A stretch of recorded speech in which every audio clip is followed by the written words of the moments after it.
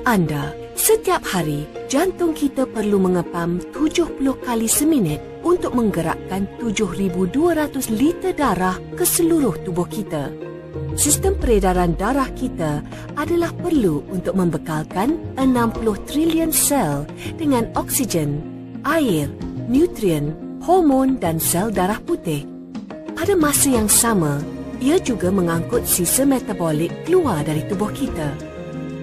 Jika sistem peredaran darah ke otak terganggu, ia akan menyebabkan sakit kepala, pening-pening, daya ingatan lemah dan lebih teruk lagi, stroke.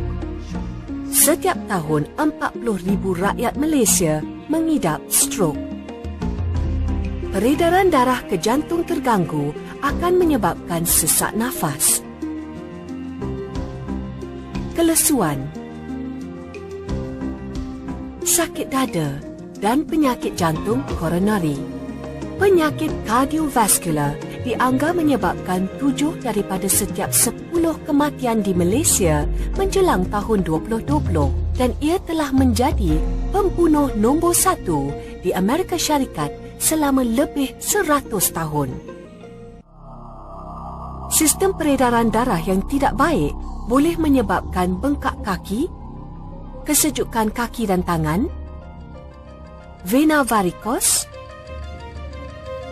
malah mati pucuk. Sistem peredaran yang sihat seharusnya meliputi jantung yang kuat untuk mengepam darah ke seluruh sistem peredaran, saluran darah fleksibel yang tidak tersumbat dan darah yang tidak melekit yang mengalir dengan lancar. Namun demikian, akibat peningkatan usia, gaya hidup tidak sihat seperti tekanan, merokok, kurang bersenam, terlampau banyak makan makanan terproses serta keadaan kesihatan yang tidak baik seperti obesiti, diabetes dan hipertensi boleh menyebabkan pengumpulan kolesterol, radikal bebas dan homocysteine di dalam saluran darah dan menyebabkan darah menjadi pekat. Sesungguhnya, kolesterol mula terkumpul di dinding saluran darah seawal umur 10 tahun. Apabila darah menjadi pekat, plak mula terkumpul dalam saluran darah. Jantung kita terpaksa mengepam dengan lebih kuat untuk mengalirkan darah melalui saluran yang sempit. Akibatnya, tekanan darah meningkat dan akhirnya menyebabkan kerosakan kepada bahagian-bahagian lain saluran darah.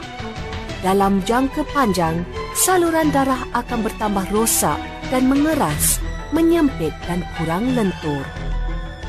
Oleh itu, kita memerlukan satu penyelesaian holistik untuk menjaga jantung, saluran darah dan darah kita demi fungsi sistem peredaran darah yang optimum.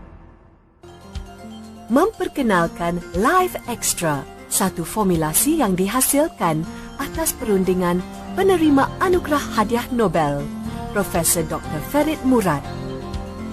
Ia mengandungi ramuan berpaten termasuk L-arginine, probiotik CoQ10 dan 5 jenis nutrien bersinergistik.